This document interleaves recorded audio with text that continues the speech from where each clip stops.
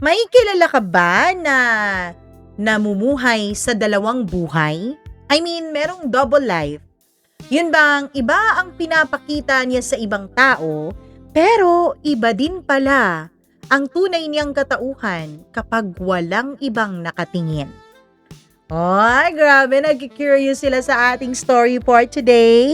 Hello po everyone! Welcome back dito sa ating channel. And yes, si Mama Mia pa rin ito kahit wala pa kayong nakikitang live on-cam video kasi nga wala pa rin ligo hanggang ngayon. Grabe naman tong water district sa amin. Grabe naman talagang pahirap ito. Pero kahit na ganyan, kahit na nahihirapan, tuloy-tuloy ang pagbibigay natin ng mga bago at dekalidad na kwento para sa inyo. Kaya bago muna tayo magsimula, pakisuyo lang, pag-follow at umorder na rin kayo kung may magustuhan kayong produkto nila. Ang Shop in Style, ayan po ang kanilang link at syempre ang kanilang itsura ng kanilang page. Go na dahil nakaka-vouch po si Mama Mia sa quality ng kanilang products. Eto na, wag na nating patagalin ang ating tampok na kwento for today's video dito lamang sa Dear Mama Mia.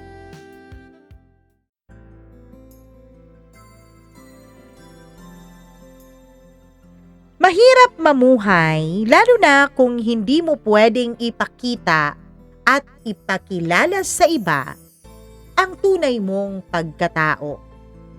Ang pagkataong nagkukubli sa dilim. Ang pagkataong nahihiya kang ipakilala at ipakita sa iba.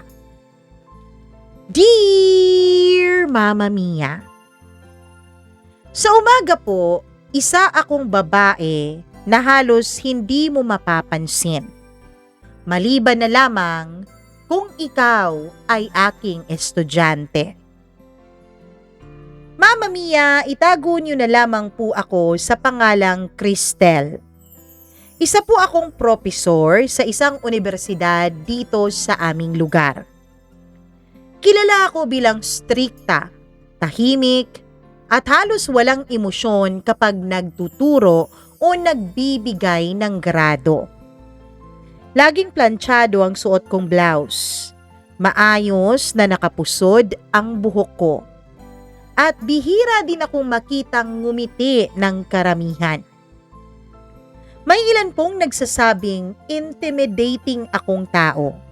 May ilan namang nagsasabing boring daw akong babae.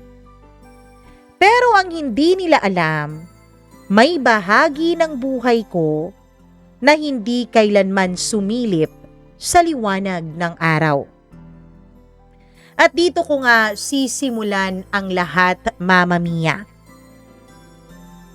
Napansin ng mga kasamahan ko sa faculty lounge na parang may nagbago sa akin nitong mga nakaraang linggo. Prof, iba ang glow mo ngayon na. Biro sa akin ni Ma'am Liza habang hinihigop ang kape niya. Anong skincare ang ginagamit mo? Para kasing bumabata at gumuglow ka. Napangiti lang ako ng bahagya kasi hindi naman din ako sanay na ngumiti ng malaki sa iba. Kung alam lang nila. Simple lang, sagot ko na pilit ginagawang magaan ang tono. Gabi-gabi akong nag-a-apply ng mainit na gatas sa mukha ko. Natawa sila. Hindi nila alam kung gaano kalapit sa katotohanan yung pabiro kong sagot na yun. Pasensya na, sa tingin ko, hindi tayo magka-match dalawa. Mama Mia, yan linya na yan, hindi na po yan bago sa akin. Sa katunayan, kabisado ko na ang iba't ibang bersyon ng linya na yan. Masyado kang seryoso. Parang wala kang time sa relationship. Parang mas okay at mas bagay ka na maging kaibigan. Siguro overrated sa inyo, pero para sa akin mukhang kulang pa nga kung sasabihin kong pang-30 beses ko nang narinig ang mga bersyon ng pasensya na sa tingin ko hindi tayo magkamatch mula sa iba't ibang tao, iba't ibang lalaki. Tahimik kong tinititigan ang lalaking kaharap ko. Isa na namang blind date na ipinilit ng mga kaibigan, minsan kamag-anak, minsan sarili kong mga magulang sa akin. Sa pag-asang baka sakaling maayos daw ang buhay ko. Ewan ko, Mama Mia, kung bakit ganon. Yung mga tao sa paligid ng isang babaeng medyo may edad na, successful naman sa buhay, pero walang jowa, ang tingin nila ay pagiging abnormal ang hindi pagkakaroon ng partner o karelasyon. Kaya pinipilit nila iyong ayusin. Ngumiti ako ng formal. Walang problema, sabi ko dun sa lalaki. Pero sa loob-loob ko, may kung anong pagod na hindi ko na maipaliwanag. Pagod na akong ipaliwanag ang sarili ko. Pagod na akong maging hindi sapat para sa pamantayan ng iba pagdating sa babaeng karelasyon. Paglabas ko ng cafe, Mama Mia, hindi ko na inaksaya pa ang oras ko. Binura ko na agad yung contact number nung lalaking yun sa cellphone ko. Isa na naman itong pangalan na mawawala na parang hindi kailanman naging mahalaga. Isang pangalan na nanatili lang sa cellphone ko ng isa at pinakamatagal na 5 araw. Tiningnan ko ang oras.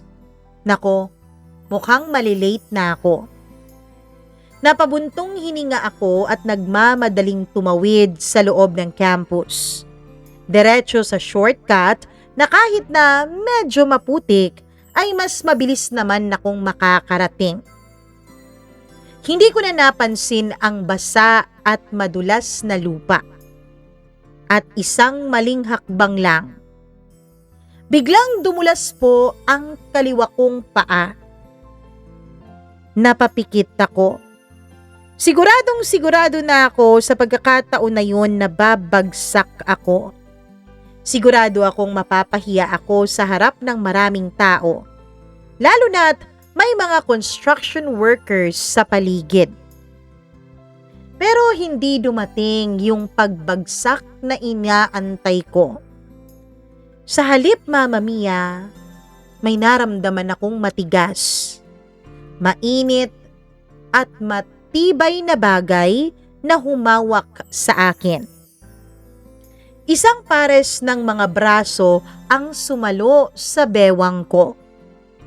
Napadilat ako at dun ko siya unang nakita. Malapit, sobrang lapit. Halos magkadikit na ang katawan naming dalawa. Naaamoy ko ang pawis niya. Hindi mabaho, kundi may kakaibang halimuyak ng init at lakas. Isang amoy na kailanman ay hindi ko pa naranasan.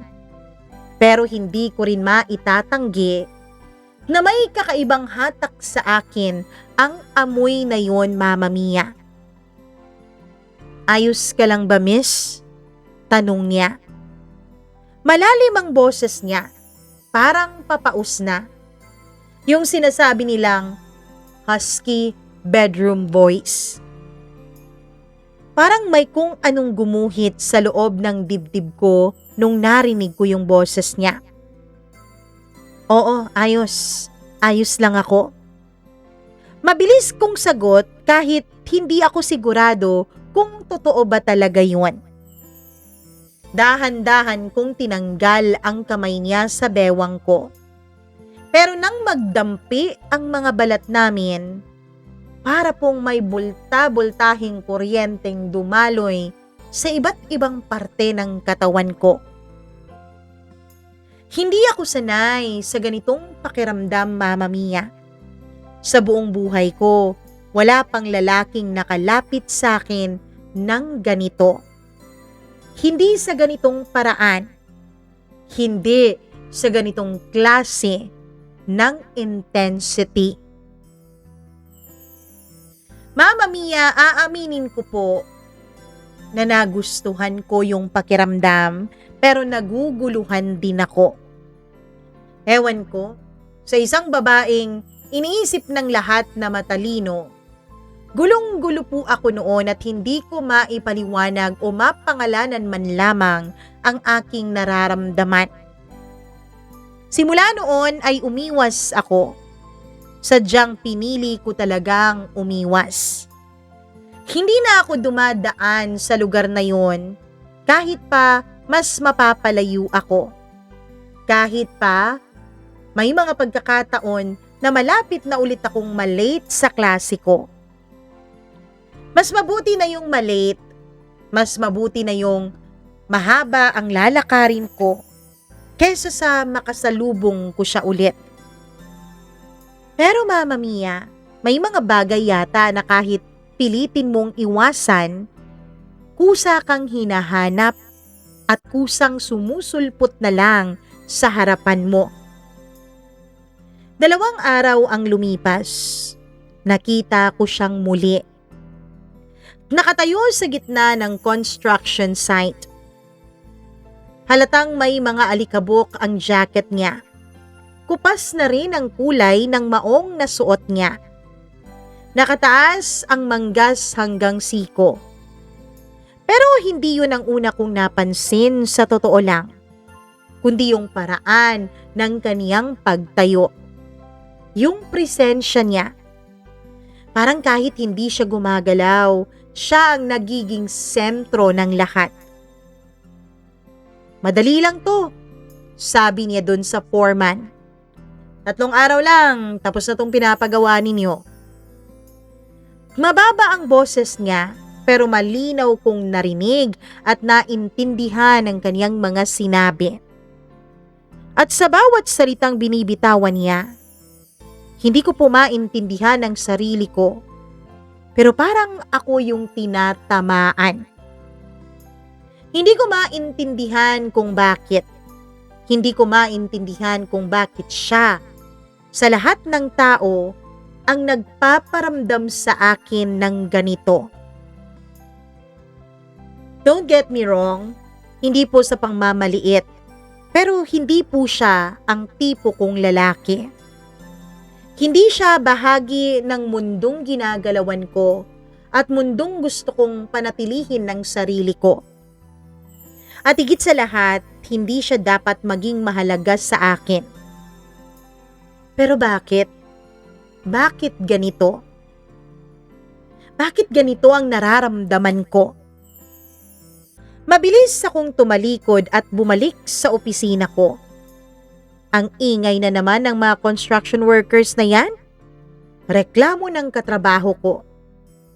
Ang dudumi pa ika nga mo, sagot pa nung isa. Hindi ako sumagot, hindi ko kayang magsalita. Hindi ko rin naman alam kung anong sasabihin ko, Mama Mia. Kung dadagdagan ko ba yung mga reklamo nila tungkol dun sa construction workers? O kung ipagtatanggol ko sila? Dahil ang nasa isipan ko noon, Mama Mia, ay ang paraan ng pagtitig niya sa akin. Dumating ang lunch break. Karaniwan, natutulog lang ako kapag hindi ako nagugutom. Hindi kasi ako yung tipong kumakain ng agahan, tanghalian at hapunan ng sakto sa oras. Ako kasi, Mama Mia, kapag hindi po ako nagugutom, hindi talaga ako kumakain. Pero hindi ngayon. Hindi naman dahil gutom ako, kundi dahil parang hindi ako mapakali. Parang may kung anong kulang. Parang may hinahanap ang isipan, puso at katawan ko na hindi ko maipaliwanag. Sa huli, dahil hindi nga ako mapakali ay hindi din ako nakatulog, kaya napilitan na lang akong tumayo. Kailangan ko ng tubig. Kailangan ko ng katahimikan. Pumunta ako sa banyo. Pagbukas ko ng pinto, ay tumigil ang mundo ko. Naroon siya, Mama Mia. Oo nga pala, kung nagtataka kayo kung bakit sila nandun, dahil ang ginagawang construction site ay nasa loob lang po ng campus. May bagong building na itinatayo, kaya yun ang tinatrabaho nila. Kaya nagulat ako nung naroon siya, nakatayo, patagilid at sa harap ng urinal. At sa isang iglap nawala lahat ng logic o lohika sa isipan ko. Mama Mia, hindi ako agad nakaalis sa lugar na yon. Hindi ako agad nakalingon o nakakilos. Hanggang sa naramdaman kong gumalaw siya. Siguro napansin niya na may nakamasid at nakatingin sa kanya. At tumingin siya sa akin. Diretso sa akin. Ano ma'am? Tapos ka na bang tumingin sa akin? Nanigas ako sa kanyang sinabi. Hindi dahil sa takot, kundi dahil sa kahihiyan. At sa isang bagay na hindi ko man magawang aminin noon, pero alam ko sa sarili kong delikado. Papasensya na, maling pinto pala. Pautal kong sabi habang paatras. Lumapit siya. 1, 2 hakbang. Hanggang sa sumandal ang likod ko sa malamig na pader. Umatras pala ako habang lumalapit siya. Naramdaman kong wala na akong matatakbuhan. Wag kang lalapit. Mahina akong sabi. Pero hindi ako sigurado noon kung gusto ko ba talaga siyang tumigil sa paglapit sa akin. Hindi siya nagsalita. Tinitigan lang niya ako na para bang sinusuri. Parang binabasa ang bawat reaksyon ko. Pagkatapos, iniangat niya ang kanyang kamay. Saglit akong napapikit. Akala ko hahawakan niya ako. Pero hindi niya ako hinawakan. Sa halip ay kinuha niya ang tissue na nasa likod ko. Napabuntong hininga ako. Pero bago pa ako tuluyang makahinga ng maluwag, ay muli siyang nagsalita. Bukas ang botones mo, ma'am. Parang tumigil ang mundo ko. Dahan-dahan akong napatingin sa sarili ko. At dun ko nakita ang bahagyang pagkakabukas ng blouse ko. Sapat para ipakita sa kanya ang hindi dapat makita. At nang muli akong tumingin sa kanya, hindi na yun parehong tingin niya kanina.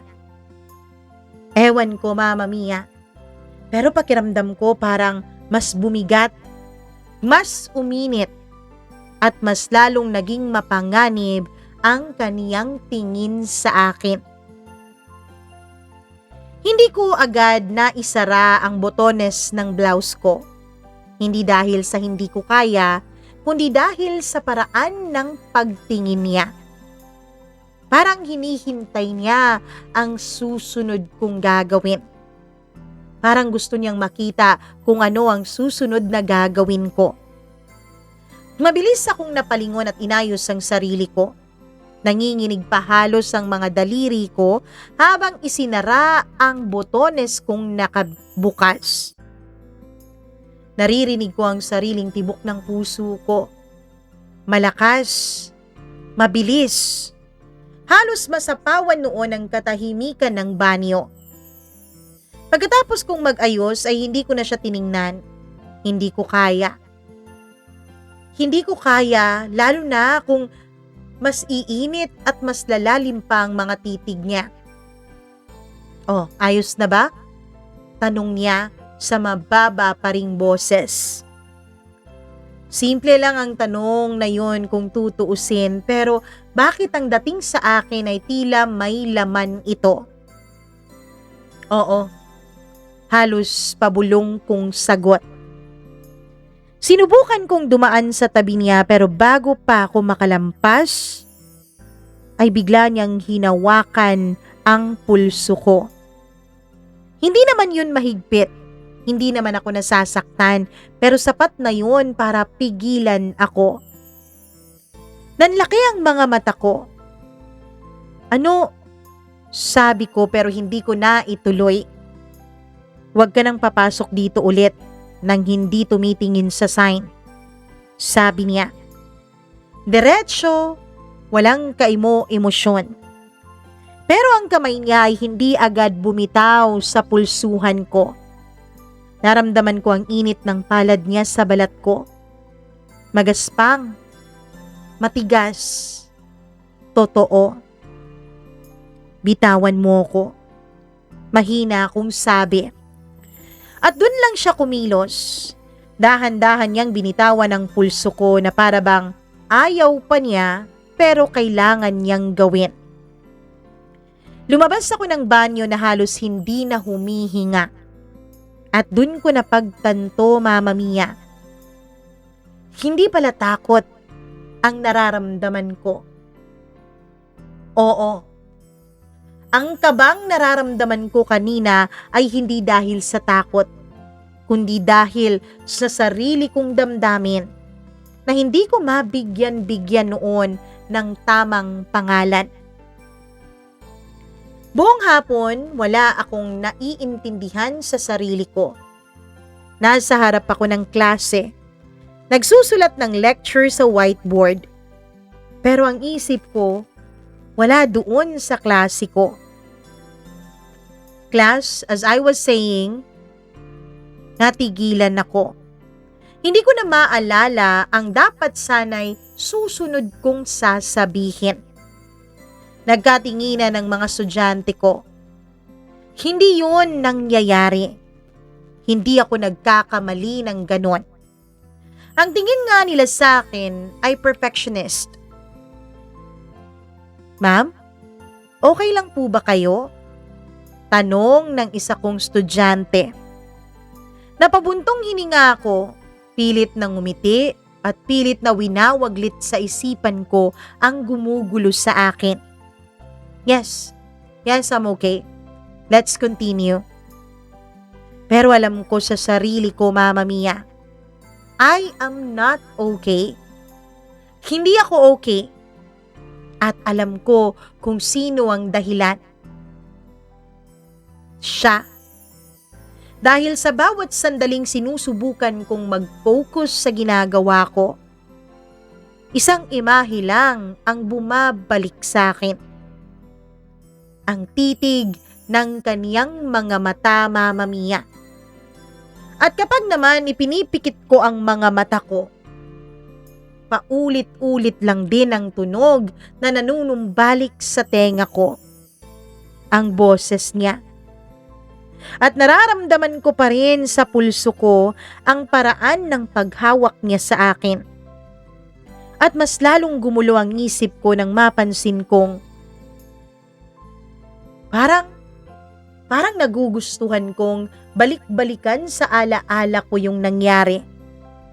Parang hindi ko yun gustong kalimutan.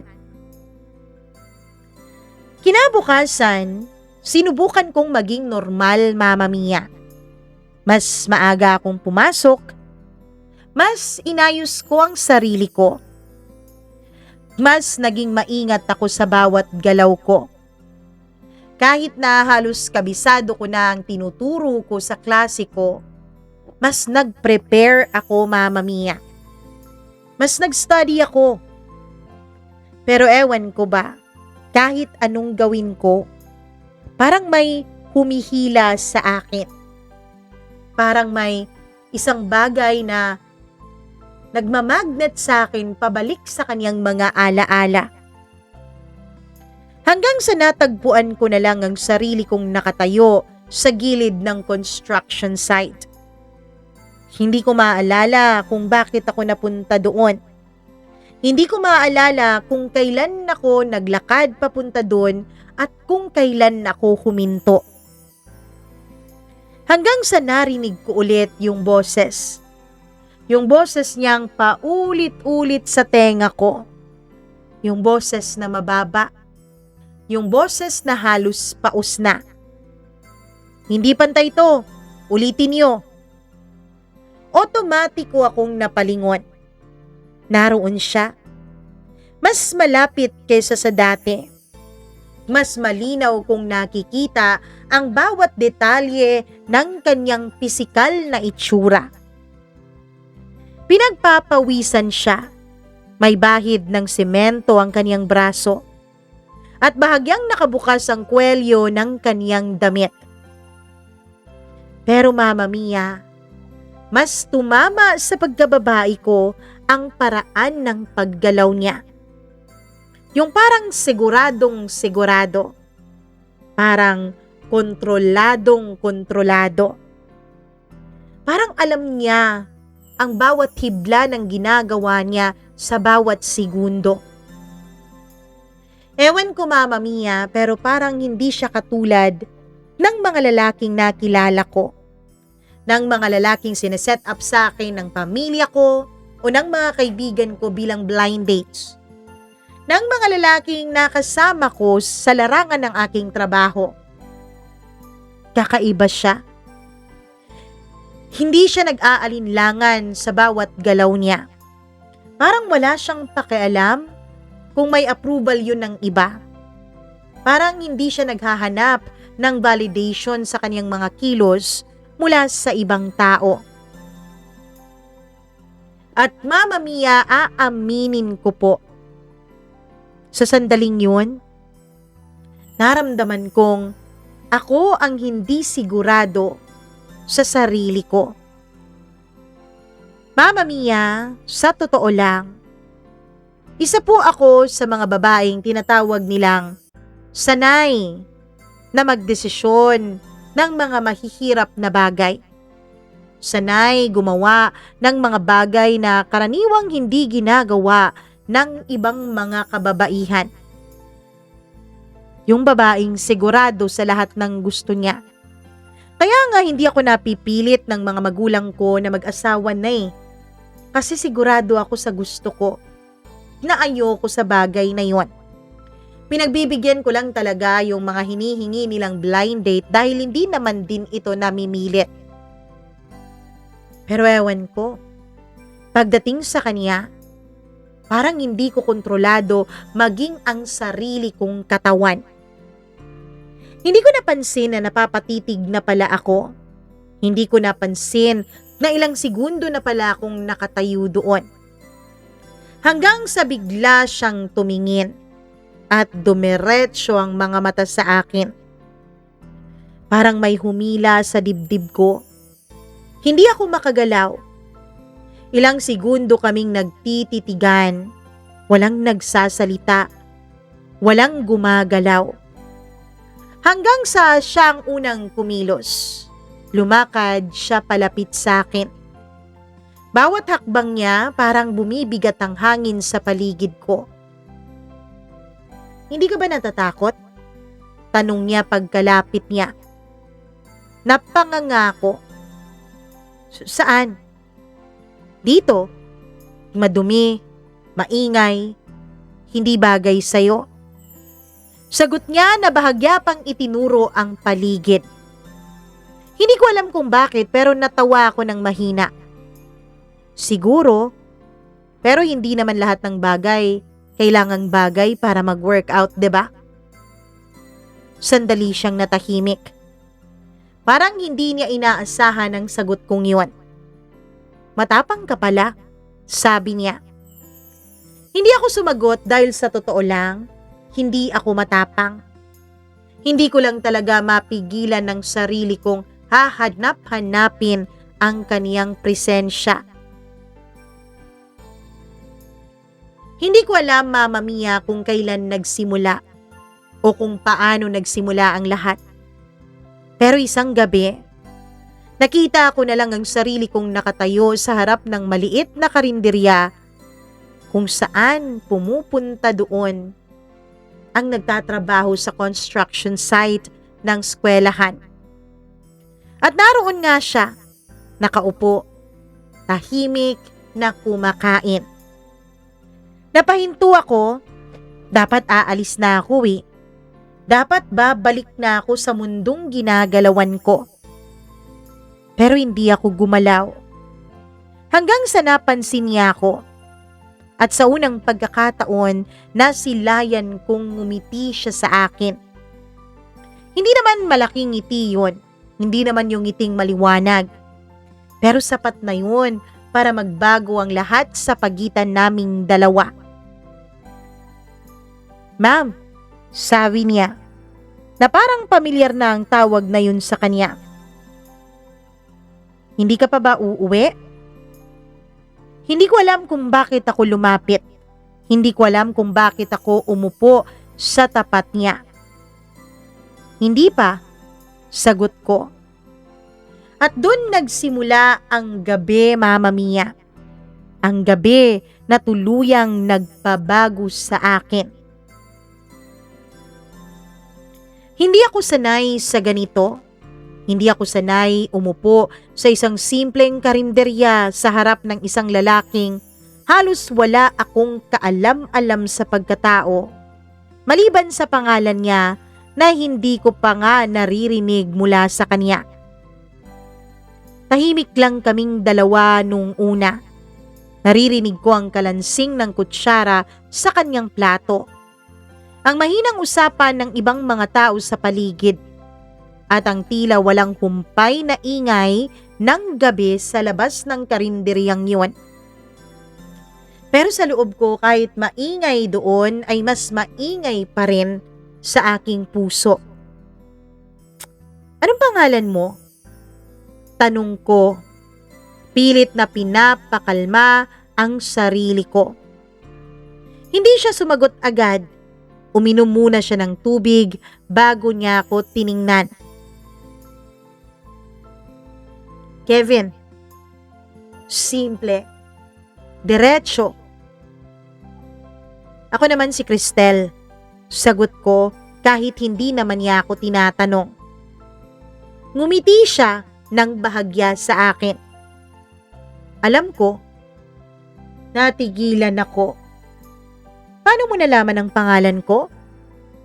Propesor ka? Kilala ka sa site? Hindi ko alam kung bakit, pero may kakaibang pakiramdam na marinig yun mula sa kanya. Parang bigla akong naging totoo. Hindi lang basta isang imahe. Hindi ko alam, Mama Mia, kung paano kami napunta sa isang usapan. Sa totoo lang, hindi naman ako yung tipo ng taong nagkukwento tungkol sa sarili ko. Lalo na kapag sa harap ng isang estrangherong kagaya niya. Pero kay Kevin, parang kusang lumalabas ang mga salita. Parang kusang nagkukwento ang bibig ko sa kanya tungkol sa aking buong pagkatao. Wala kang boyfriend, Prof? Tanong niya ng diretsyo. Napangiti ako bahagya. Wala. Bakit naman? Tanong niya. Doon ako natahimik. Hindi dahil wala akong sagot sa tanong na yun, kundi dahil masyadong maraming pwedeng gawing rason at totoong rason din naman talaga sa pagiging single ko. Siguro dahil hindi naman ako madaling mahalin. Sabi ko at huminga pa talaga ng malalim bago ko tinapos ang sagot na yon. Hindi siya agad nakapagsalita. Hindi rin naman siya tumawa. At hindi rin naman niya kinontra ang sinabi ko. Sa halip ay tumingin lang siya sa akin na parang sinusubukang intindihin ang isang bagay na hindi pa niya lubos na nahahawakan o nauunawaan. Mali ka, sabi niya sa wakas. At sa dalawang salitang yun, parang tila may gumalaw sa loob ko, Mama Mia. Hindi ko na napansin ang oras. Hindi ko napansin kung gaano na kami katagal na magkasama. Hanggang sa napansin kong kami na lang pala ang taong natira dun sa karinderya na yon. Tahimik na ang paligid. Mas malamig na ang simoy ng hangin. Kailangan ko nang umuwi, sabi ko, kahit ang totoo ay hindi ko pa gustong umalis. Tumango siya. Walang pagpipigil. Walang pagpipilit. Pero habang naglalakad ako papalayo, may naramdaman akong kakaiba. Prof. Cristel. Tawag niya sa pangalan ko. Tumigil ako pero hindi ako agad lumingon sa kanya. Bukas, dadaan ka ulit? Hindi yun utos, hindi rin naman pakiusap. Parang tanong lang na nag-aantay ng sagot. Pero sapat na yun para tumibok ng mabilis ang puso ko. Dahan-dahan akong lumingon at sa ilalim ng ilaw ng poste, nakita ko siya. Ganun pa rin ang aurahan niya. Tahimik, matatag ang tindig at sigurado. Hindi ko alam, sagot ko. Pero pareho naming alam, Mama Mia, na babalik ako. Kinabukasan, mas maaga akong nagising kesa sa nakasanayan. Mas matagal akong nag-ayos sa harap ng salamin. Mas pinili kong mabuti ang susuotin ko. Kasi wash day yun sa university at hindi namin kailangan na mag-uniform. At dun ko napagtanto, Mama Mia, hindi na to basta curiosity lang. Hindi na to basta aksidente ko lang naramdaman. Hinahanap-hanap ko na siya. Buong araw akong hindi mapakali. Sa bawat pagtingin ko sa oras, parang mas lalong bumabagal ang takbo nito. Hanggang sa dumating ang gabi. At tulad ng inaasahan ko, naroon siya. At tulad ng bagay na hindi ko inaasahan, ngumiti siya nang makita niya ako. Bumalik ka, Prof.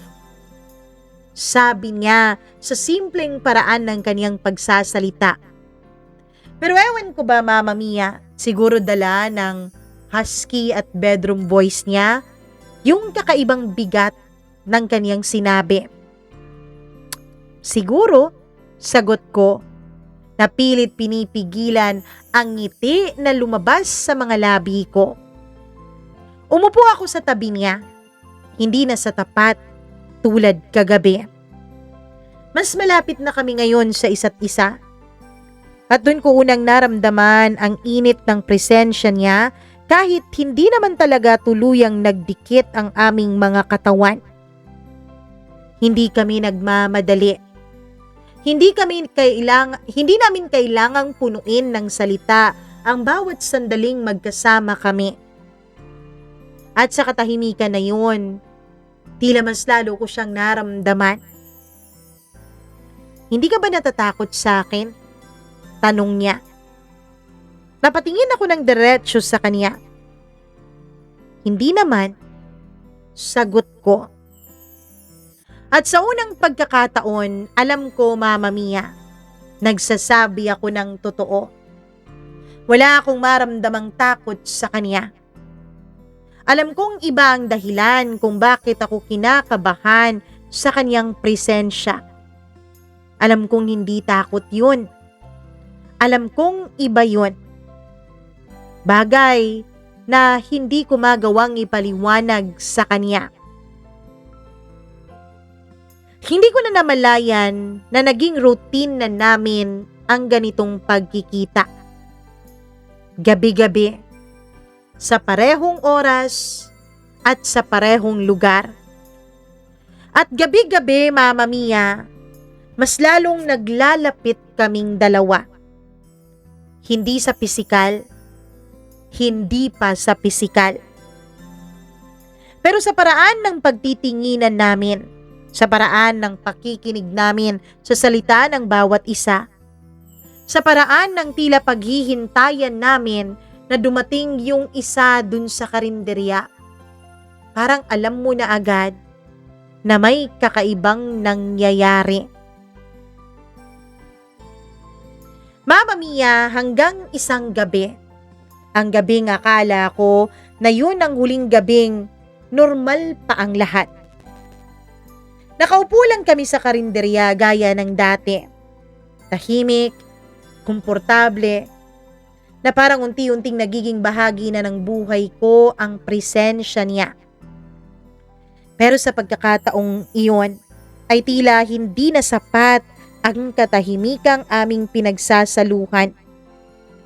Naroon pa rin ang kamay ko, malapit sa kanyang kamay. Hindi namin sinasadya, pero hindi rin namin parehong iniwasan.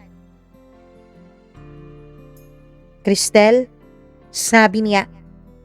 Mas mababa ang boses niya kaysa sa dati. Mas seryoso. Ano yun? Tanong ko. Hindi siya agad sumagot. Tumingin siya sa kamay ko bago muling tumingin sa mga mata ko. Hindi ka dapat nadadala sa ganito, sabi niya. Anong sa ganito? Tanong ko na nakakunot ang noo. Sa ganito, sa akin. Tumawa ako ng mahina. Huli ka na, Kevin. Huli na ang warning mo. Mama Mia, ewan ko kung anong nangyari. Ewan ko. Hanggang ngayon hindi ko maipaliwanag kung ano talaga ang naganap. Basta parang may pinag-usapan pa kaming dalawa. At habang nag-uusap kami, bigla na lang niyang hinawakan ang kamay ko at tumayo. Na para bang iginigiya niya ako sa isang bagay. Sa isang sayaw na siya lang ang may alam kung ano ang choreography. Pero nung tumayo siya at hinawakan ng kamay ko, ay nagpatianod ako. Oo, Mama Mia. Sumunod ako sa kanya. Sumunod ako sa giya ng kaniyang kamay. Hanggang sa naglakad kami papunta sa medyo madilim na bahagi ng lugar na yun. Pagkatapos, Mama Mia, ay pumara siya ng taxi. Habang nakaupo kami sa taxi ay may ibinulong siya sa akin. Pwede mong patigilin ng taxi kung ayaw mong sumama sa akin. Alam kong yun ang dapat kong ginawa. Alam kong yun ang tama bilang isang kagalang-galang at karespe-respetong babae. Pero ewan ko, mas nadala ako sa paninindig ng balahibo ko nung tumama ang hininga niya sa tenga ko. Parang mas nadala ako sa pag-iisip kung saan kami aabot, kung saan hahantong ang atraksyon na ito. Ang kakaibang atraksyon na alam naming pareho, na pareho naming nararamdaman sa isa't isa. Hindi ako sumagot dun sa sinabi niya. Bagkus ay hinawakan ko lang ang kamay niya ng mas mahigpit. Ilang sandali pa ay bumulong siya ulit sa akin. Parang sigurado ka na gusto mo rin to. Pinisil ko ang kamay niya. At dahil doon, Mama Mia, tila nawala na ang pag-aalinlangan niya. Nawala din ang kontrol na kanina pa niya pinipilit na panindigan. Hanggang sa pinara niya yung taxi sa isang motel. Isang lugar na kailanman ay hindi ko pa napuntahan. Hindi naman po sa pagiging inosente. Hindi po ako innocent. Hindi po ako birhen. I have my share sa mga ganitong klasing bagay. Pero first time ko pong nakaramdam ng ganitong kaba, ng ganitong anticipation. Siguro dahil matagal na nung huli. Matagal na nung huling meron akong pinagbigyan sa sarili ko. Pagdating namin sa loob ay agad siyang kumuha ng kwarto. Ewan ko, pero medyo nahiya ako nung tignan akong mabuti nung receptionist. Na para bang kilala niya ako. Inisip ko, Mama Mia, isa kaya siya sa mga naging estudyante ko? Bahala na. Wala na akong pakialam pa. Ang importante na lang sa akin mailabas ang bagay na dati ko pa nararamdaman nung unang araw na nagtagpo ang landas naming dalawa ni Kevin.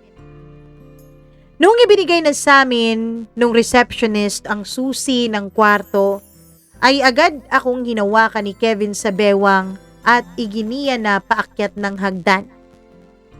Mama Mia, medyo chipipay po ang motel na yon. Walang escalator o elevator.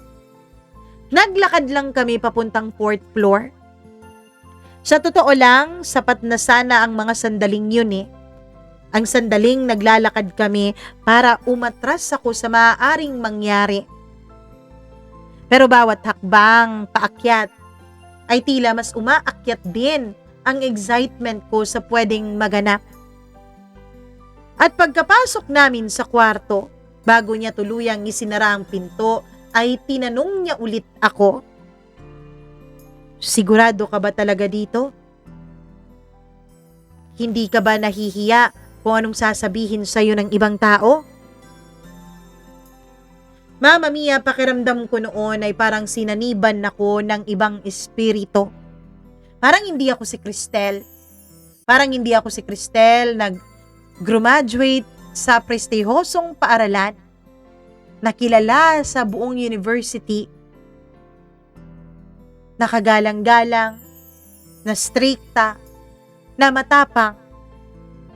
Para ngayon ay ibang babae ako. Ibang babaeng walang ibang hinangad kundi ang magpaalipin sa mga bisig ni Kevin. At imbis na sumagot sa kanyang sinabi, ay agad ko nang hinila si Kevin papalapit sa akin at hinilapat ko ang bibig ko sa kanyang bibig. At doon nagsimula ang lahat, Mama Mia. Yun ang naging simula ng pagbibitiw namin sa init na matagal na naming nararamdaman sa isa't isa. At oo, sa pagkakataong yun, binigay ko ng buong buo ang sarili ko sa isang taong wala pa akong masyadong alam kundi ang kanyang pangalan. Mama Mia, hindi ko alam kung nakakahiya ito. Pero aamin na rin ako sa inyo, total, hindi nyo naman talaga kilala kung sino ako eh. Nung matapos kaming dalawa ni Kevin, wala po akong pagsisising naramdaman. Dahil sa unang pagkakataon ng buhay ko, kahit hindi ko first time na maranasan ang bagay na yon, ay parang first time kong nasiyahan ng ganito.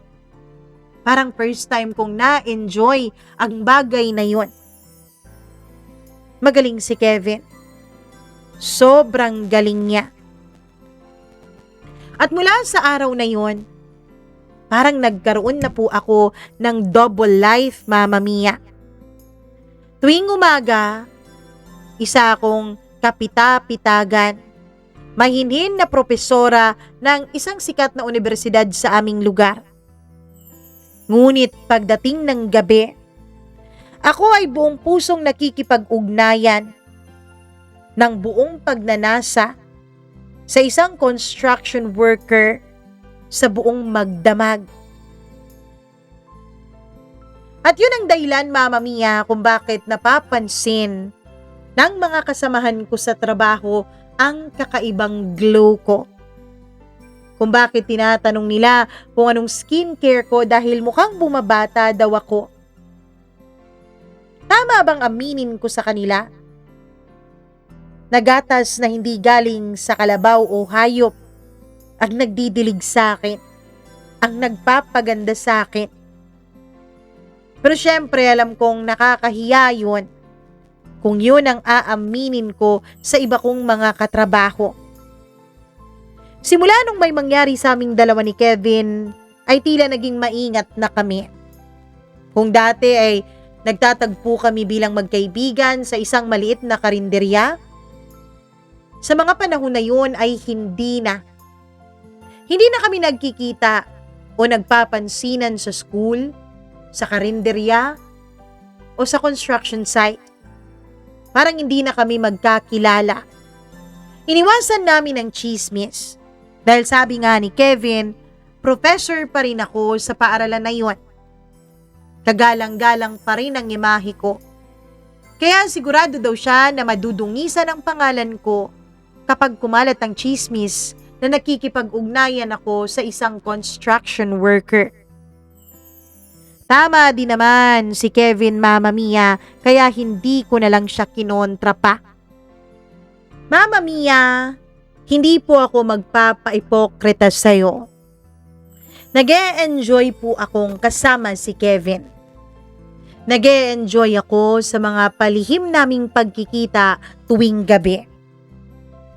Medyo nagtataka na rin ang mga magulang ko.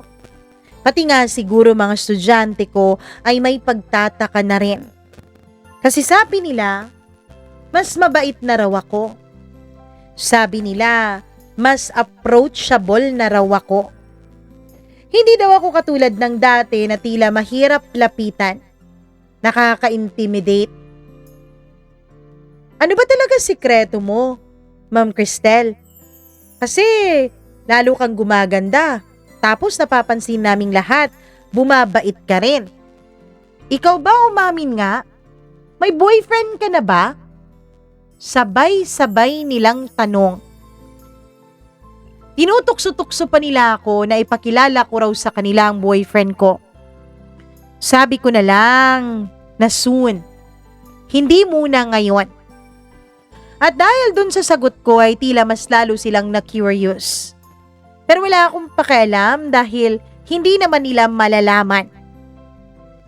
Mama Mia, hinahayaan ko ang sarili kong malunod sa tukso. Matalino naman akong babae pero ewan ko. Wala nga yata talagang nananalo pagdating sa tukso at tawag ng laman. Hanggang sa tumagal ng ilang araw at linggo ang namamagitan sa aming dalawa ni Kevin. Umabot pa nga sa punto, Mama Mia, na wala na akong pakialam kung malaman man ng lahat ang tungkol sa amin. Ano naman kung construction worker siya? Ano naman kung professor ako sa isang university? Pareho naman kaming tao, 'di ba? Hindi naman siguro mahalaga kung ano ang trabaho ng isa o ang estado ng isa. Ang importante, nagkakaintindihan kami. Ang importante, napapasaya at napapaligaya niya ako.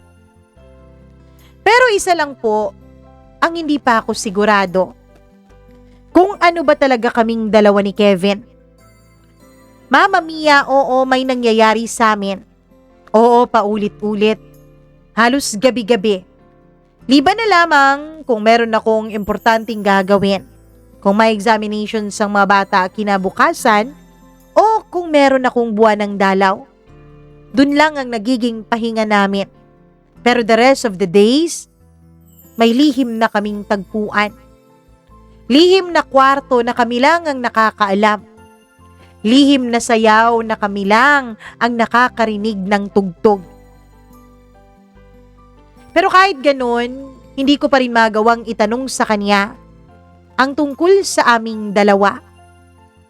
Ayoko kasing magmukhang needy. Ayokong magmukha na tila ako ang nangangailangan. Na ako ang mapaghanap. Hinahayaan ko lang. Pero sa bawat pagkakataon na magkasama kami, sinisigurado kong pinaparamdam ko sa kanya na magaling ako, na mapagmahal ako, na karapat-dapat akong gawing girlfriend. Sabi ko hindi ko mamadaliin ng lahat. Kapag siguro umabot na kami ng halos 1 taon, dun ko na itatanong kung ano ba talaga ang meron kami. Pero big mistake iyon, Mama Mia. Napakalaking pagkakamali na hindi ko sinigurado muna kung ano ba talaga ako sa kanya.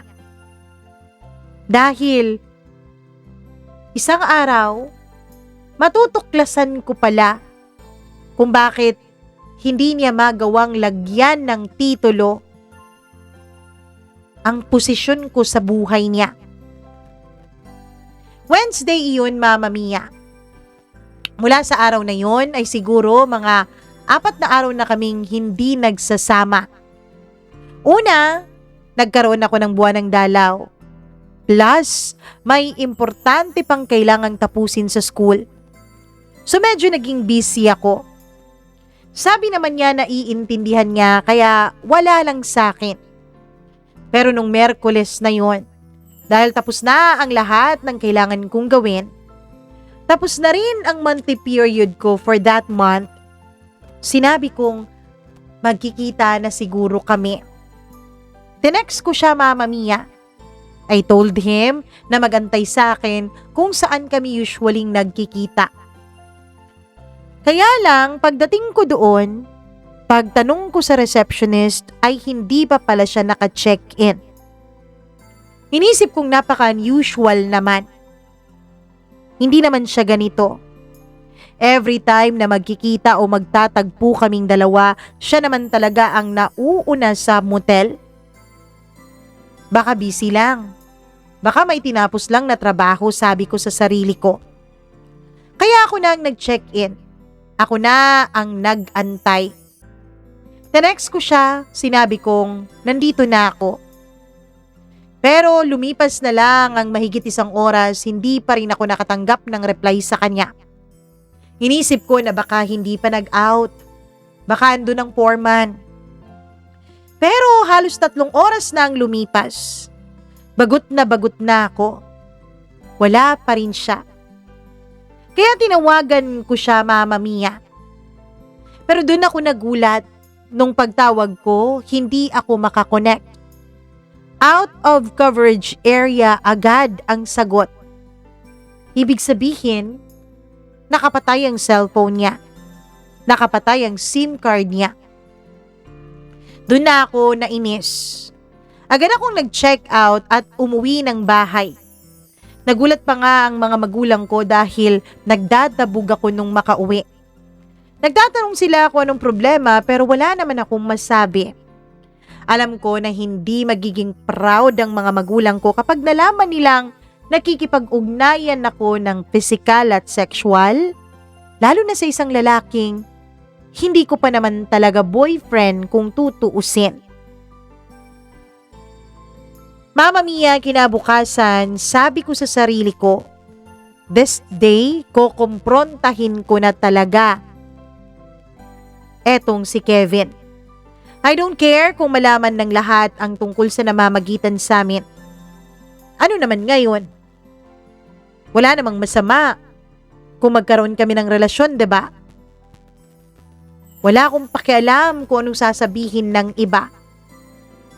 Maaga akong umalis ng bahay. Kasi ang gusto ko ay daanan ko muna siya sa construction site. At nung makarating nga ako ng school ay agad kong iniwanan ang mga gamit ko sa faculty room at saka pumunta dun sa site. Wala pang masyadong tao, Mama Mia, pero nandun na yung mangilan-ngilan, pati na rin yung ibang mga kasamahan ni Kevin na dun natutulog kagaya niya. Andyan ba si Kevin? Tanong ko sa isa niyang kasamahan. Gulat na gulat sila, Mama Mia. Ma'am, andyan naman po, sa loob po. Pwede bang pakitawag? Pumasok sila sa loob at nagantay ako sa labas. Pero wala pang 2 minuto ay nagmamadaling Kevin nang lumabas. Anong ginagawa mo dito? Bakit ka nagpunta dito? Bakit mo ako hinanap? Hindi ka nagpakita sa akin kagabi. I texted you. Tumawag pa nga ako pero out of coverage area ka eh. Sorry, medyo naging busy lang sa trabaho. Pwede bang umalis ka na muna? Kevin, bakit ba? Bakit parang ikaw pang nahihiya sa akin? Don't get me wrong ha. Hindi naman kita minamaliit eh. Pero bakit pakiramdam ko ako yung minamaliit mo? Ako yung kinakahiya mo? Hindi naman sa ganun. pwede ba wag tayo ngayon mag-usap? Bukas na lang. Promise, magkikita tayo bukas. Pero bago pa ako makaalis, ay may tumatakbo ng bata palabas dun sa construction site. Papa! Papa! Sigaw nung bata. Nakita ko ang pagkagulat ng mga mata ni Kevin. Mama mia, namutla din ako. Doon ko napagtanto.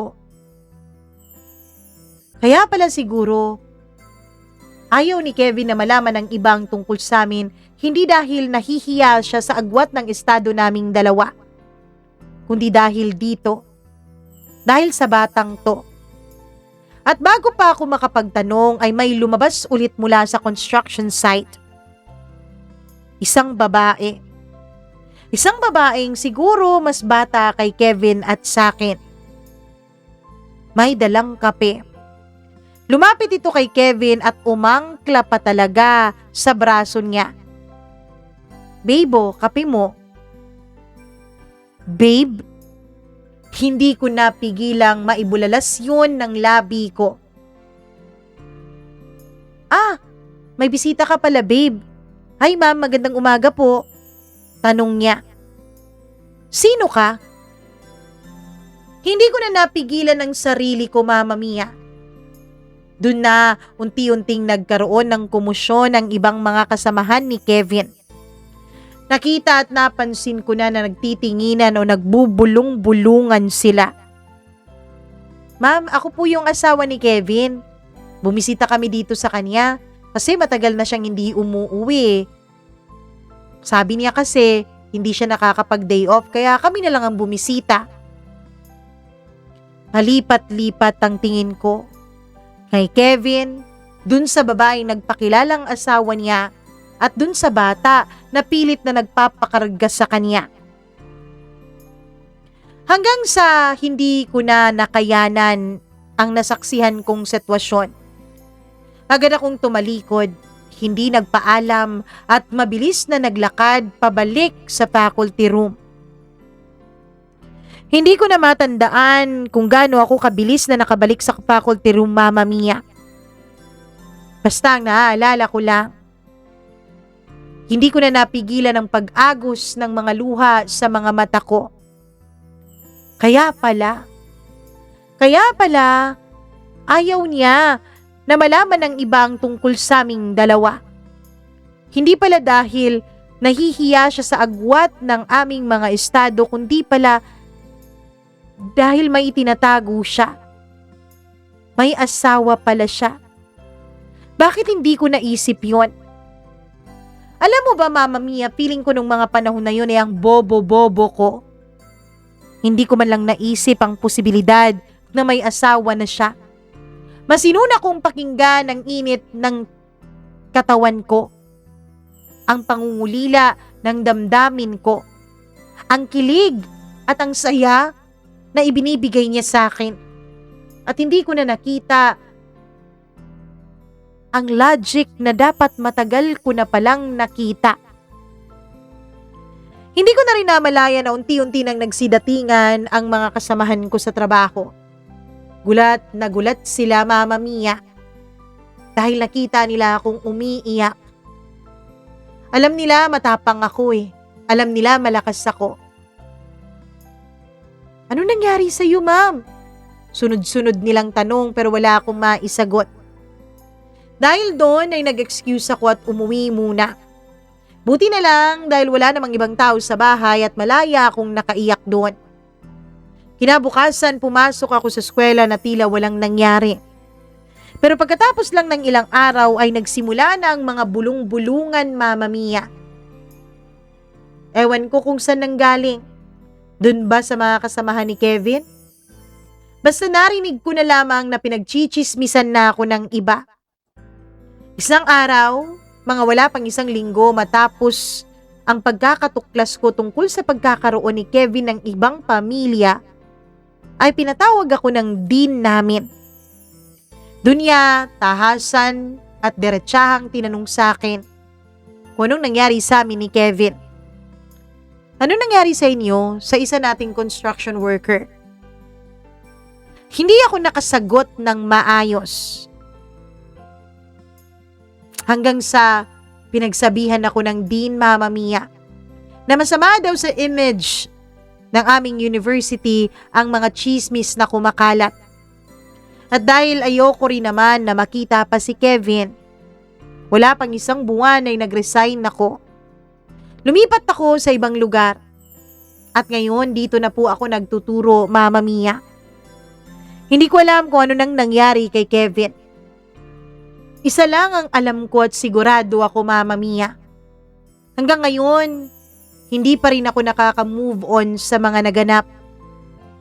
At hindi pa rin ako nakaka-move on mula sa kanya. Hanggang ngayon, kahit marami ulit na inirereto sa akin bilang blind date, hindi ko pa rin makalimutan ang mga gabing pinagsaluhan naming dalawa. Maraming salamat, Mama Mia, sa pagbabasa mo nitong aking liham. Gumagalang, Prof. Cristel.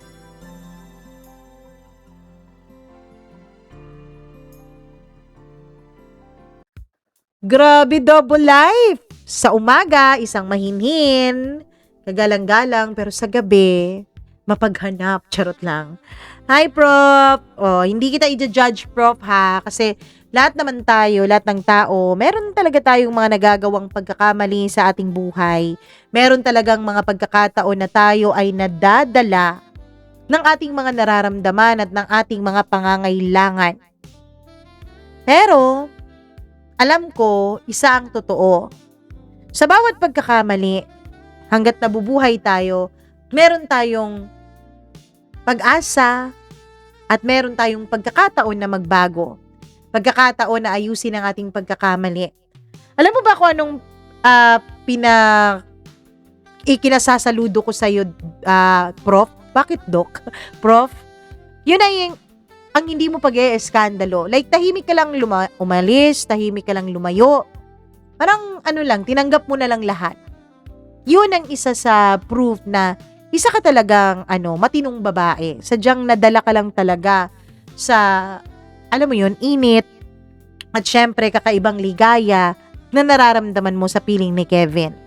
Nako, sa mga lalaki dyan o sa mga babae dyan, bago kayo makipag-ugnayan sa iba, at least man lang, be honest sa umpisa pa lang, 'di ba? Like, yung mga pareho ni Kevin, at least man lang be honest, I'm attracted to you, you're attracted to me, but I'm married. Ganun. At kapag pumatol pa rin, edi, kayo na, charot. 'Di ba? Pag pumatol pa rin, edi, go, bahala kayo, matatanda na kayo, 'di ba? Pero wag yung ganito, yung blind yung isa. Yung alam mong may attraction siyang nararamdaman, sobra-sobrang attraction, kaya tinitake advantage mo na lang, 'di ba? Wag ganoon, masama 'yun. Panlilin lang 'yun, scam pa rin 'yun. So sana sa mga may balak diyan na tumikim pa rin ng iba, at least be honest. 'Yun na lang ang magagawa ninyo. Maraming salamat, Prof. Cristel, sa napakagandang kwento na medyo kinabahan din ako naman ng konti. Dahil baka mapong tayo dito sa mga kwentong ganito. Pero ayos lang, maganda naman ang pagkakalahad. Professor ka nga talaga. Maraming salamat. At sa lahat ng nakikinig ngayon, please do like and share this video. Ayun, para naman kahit papano dumami-dami tong ating mga listener o ating mga viewers, 'di ba? At maraming salamat din sa ating mga subscribers na nagpa-members dito sa ating channel. Thank you very much sa inyong lahat. Ako'y lubos na natutuwa at nagagalak. Grabe naman. Dahil sa inyong pagpapa-member, maraming salamat. Hi ako, kay Freaky, kay Mila Raduban, kay Gail Easy, kay Maureen Tugab, kay Maria Elena Abe, Dayan Martinez, Mac Dax, Benson Boyser, Gimaras Girl, Colleen Bueno, Rico Sedanco, Rose Arevalo, Miriam Gutierrez, maraming salamat. Marlia Guiana Shane, Christina Aure, Abdullah Wahab, and kay Jasmine Magbanwa. Thank you so much sa inyong lahat. Sabi nga ni Gail Easy dito, Matt, ang sarap mong yakapin sa leeg, scammer ka. Oh, grabe naman. Ang kwento ay nung, kailan to ha? Parang nung last Saturday. Di ko na ano kasi ang dami-dami na dito eh. Maraming salamat sa inyo, Gail, Easy, at syempre sa lahat ng ating mga tagapakinig, mga subscriber, maraming thank you. Ayun, kay Roslyn Caraballo, Lynn Gausin, Charlene Baclohan, kay Celito Bulawan, maraming salamat, Ruby Ramos. Sabi ni Gail Easy sa kwento natin nung Wednesday pala, sabi niya, asukal di mamayarn. Rose Santiago, hello. Maraming salamat. Christina Season, hello din ako kay Ellen Tadia at sa lahat ng ating mga tagapakinig, maraming thank you. Kung hindi pa po nabasa o na-shoutout ang inyong mga pangalan, huwag kayong mawala ng pag-asa. Comment lang ng comment at syempre, laging manood at makinig dito sa ating program. Ako po si Mama Mia. Maraming thank you sa inyo. Mwah! I love you all so much. Mag-ingat po kayo palagi. Bye-bye!